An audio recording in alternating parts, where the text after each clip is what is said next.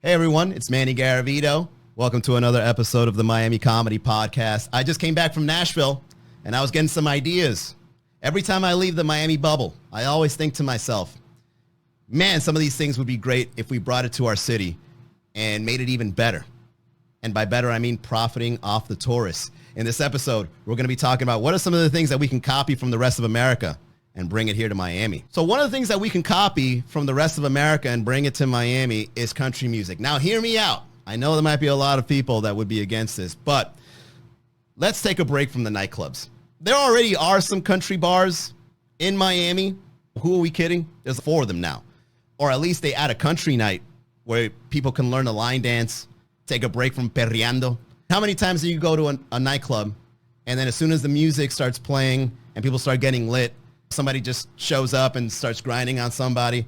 Let's take a break from that and we can do line dancing. Now, what would that do for our city? Well, the first thing is we can have a decent way of getting to know somebody without somebody trying to rub up all over you. Think about it. If Miami is known for one of the worst places to find a partner, if you bring more country nightclub themes to our city, the people that don't agree with that can go there and start finding people with those old school traditional values. That's right.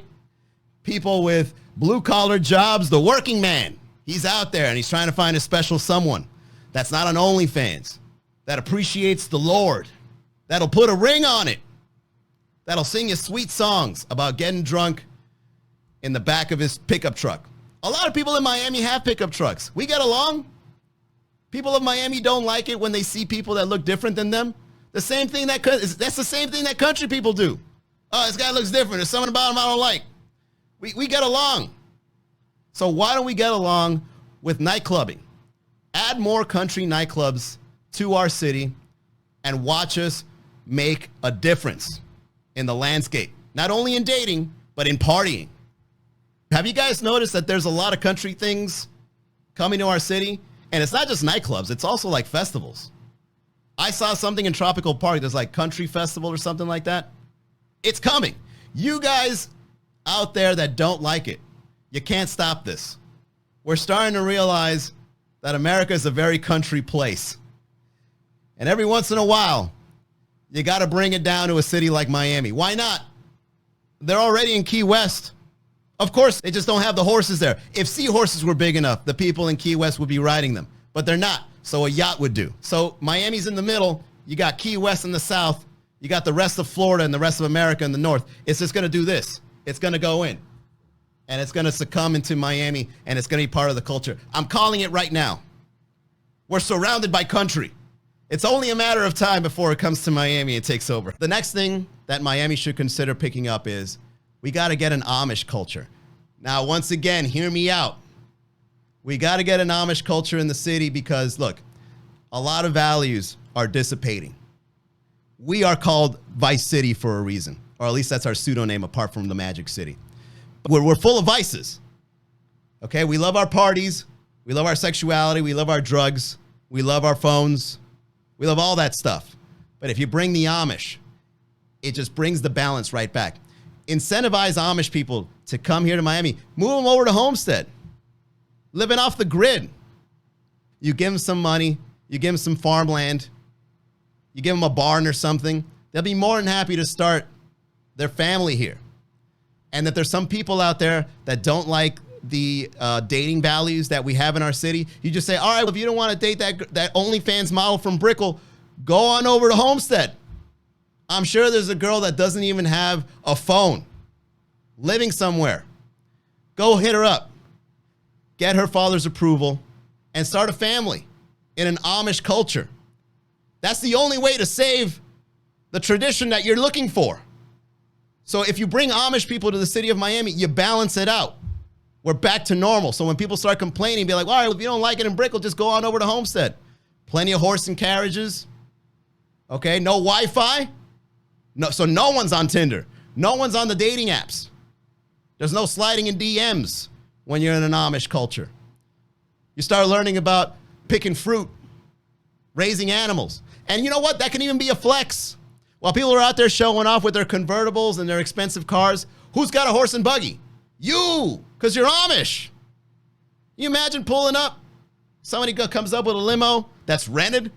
You don't own your own horse? You don't even know how to take care of a horse. I'm out here living big. My vehicle is alive. You need to push a button to turn yours on. I think the Amish culture should come to Miami. Seriously. Because Miami it's so next level when it comes to all the vices and temptations and the wicked ways of living that if you bring some Amish people to our city, you got the balance going. The next thing Miami should start looking into copying from the rest of America is we got to make our national park better. I know we got the Everglades, but it's boring. All the other national parks that I visited in America are awesome. You got to be careful from the bears. In the Everglades, the alligators and crocodiles, they're not active. They're just floating around. They don't do nothing. They don't do nothing at all. They're just boring animals. You got to hit them with a stick in order for them to go, that's it. Like for them to go into that water, that's the most action an alligator or crocodile will ever do in the Everglades. When you go to any other national park, you got to watch out for bison, mountain lions. You got to watch out for the bears, and the bears will go through your stuff in the middle of the night. You look out the window, bear right there, waiting for you. Life is on the line when you're in a national park. There's nothing going on in our national park. There's nothing special. Even when you get on an airboat and they take you out into the water, they're like, all right, over there is a preserved Everglade property, and you just look out and it's just empty water with a couple of trees and plants and the occasional bird flying by. And they're like, all right, that's it. We're turning around. And that's the end of the tour.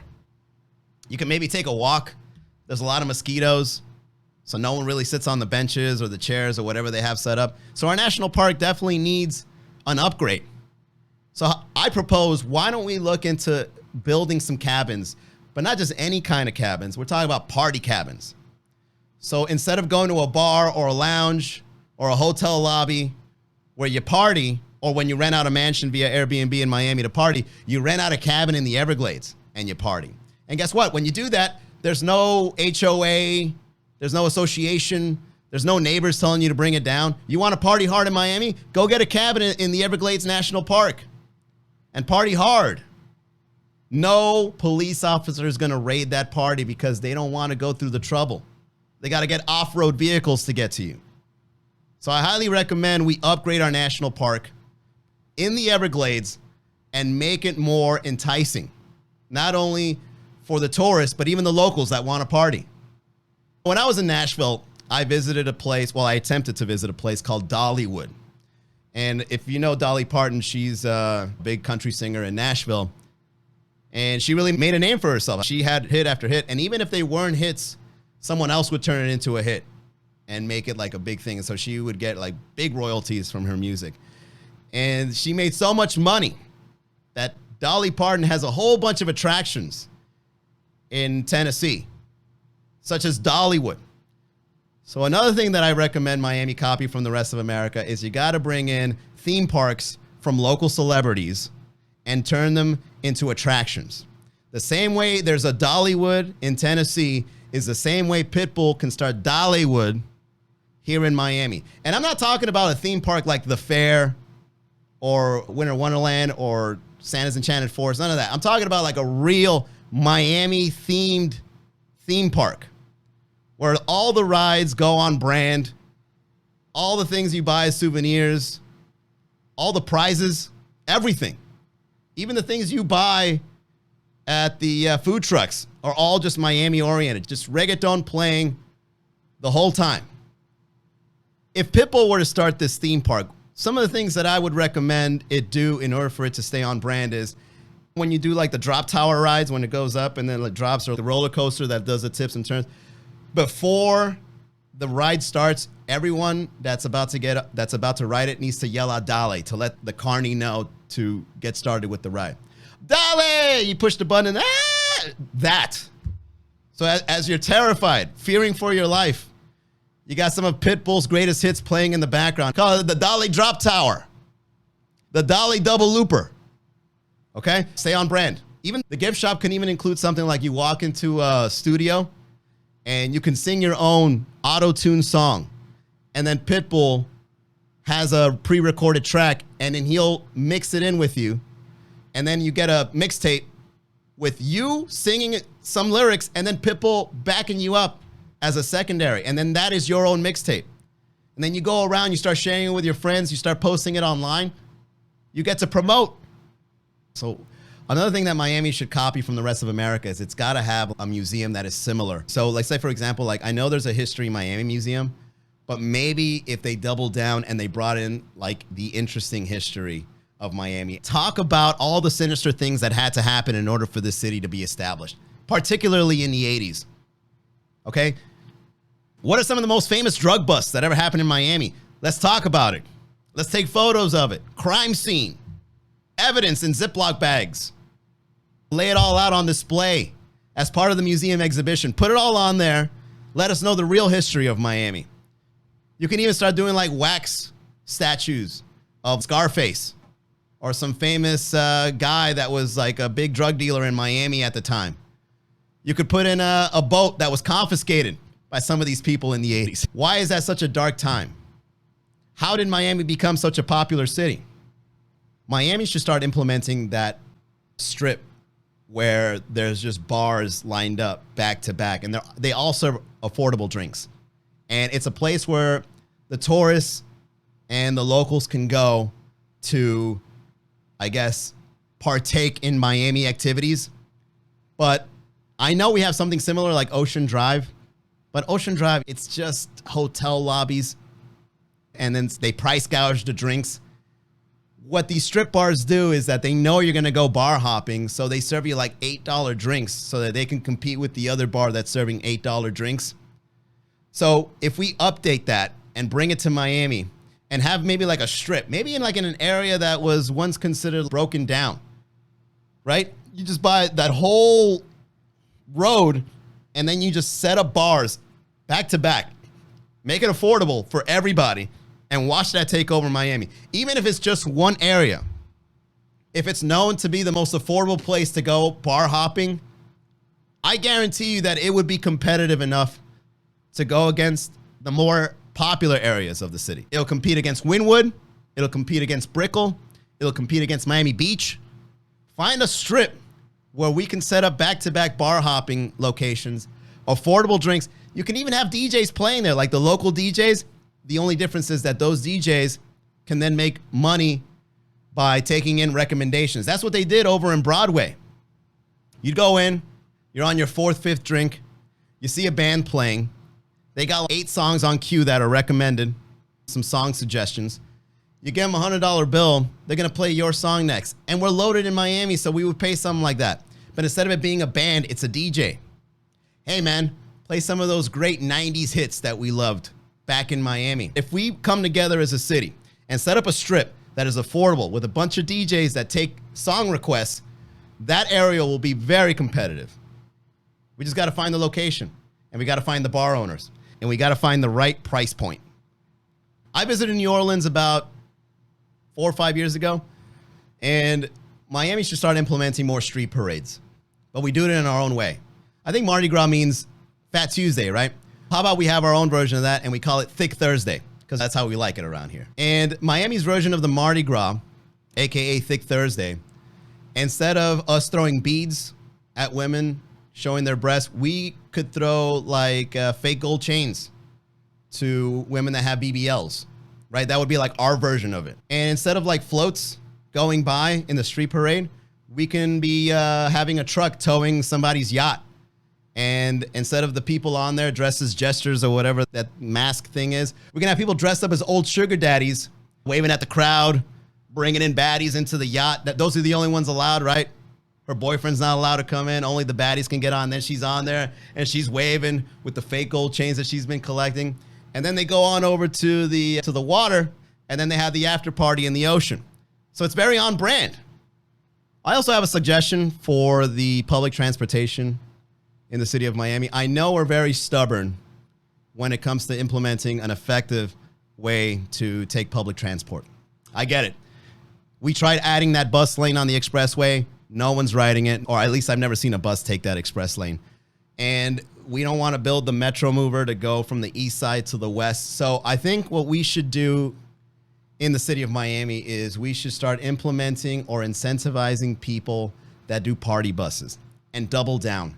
And then that way it can be a hybrid of public transportation and private transportation. And then you add that little flair of nightlife to it. It doesn't even have to be online at night. It could be online during the daytime. People want to take a party bus on the way to work. I'm stressed out. I'm not getting paid enough for these Miami rent prices. Let me get on a party bus to de-stress on my way to work. You take a shot, even after work. You get back on the party bus. You put a little higher price point. We'll pay it. So if there's a DJ spinning, they're serving a little bit of liquor on there. You might be talking to somebody, right? And then when you get dropped off, you'll be like, hey, so you want to come over and take this party to my apartment? All right, and last but not least, another thing that we can copy from the rest of America into the city of Miami. Hey, how about legalizing weed? Huh? How come we can't do that yet? I know it's going to be on the ballot here in Florida this year, but even our politicians are being hated. DeSantis says he doesn't want it because Florida's going to smell like weed. Come on, DeSantis. Don't be a hater. You're leaving money on the table. People are smoking weed anyway. If we start setting up dispensaries, we don't even got to set up dispensaries. All we got to do is get on that food truck business that's so popular here in the city of Miami. I already see them driving around. They're selling paraphernalia and tobacco pipes and blunts and CBD or whatever. As soon as we get the green light, all those businesses are going to start booming. We're smoking weed regardless. We don't really wait for legislation. We're going to do it. We're in Florida. Florida man does not need laws in order to do shit. He's going to do it regardless. If you legalize it in the state of Florida, particularly in the city of Miami, people are going to be making so much money. And it's going to be business owners, entrepreneurs, and you're going to bring in more people to our city. And you're going to start bringing up that revenue. We're going to be next level rich. And guess what? It grows the economy. Maybe if we start bringing that in, we can bring in a little more money so that we can start affording these higher prices in everything. From apartment rent to the $30 margarita over in Miami Beach. That is it for this episode of the Miami Comedy Podcast. If you enjoyed this, don't forget to like and subscribe and leave it on the comments. What else should we copy from America and bring it here to the city of Miami? I'll see you on the next episode.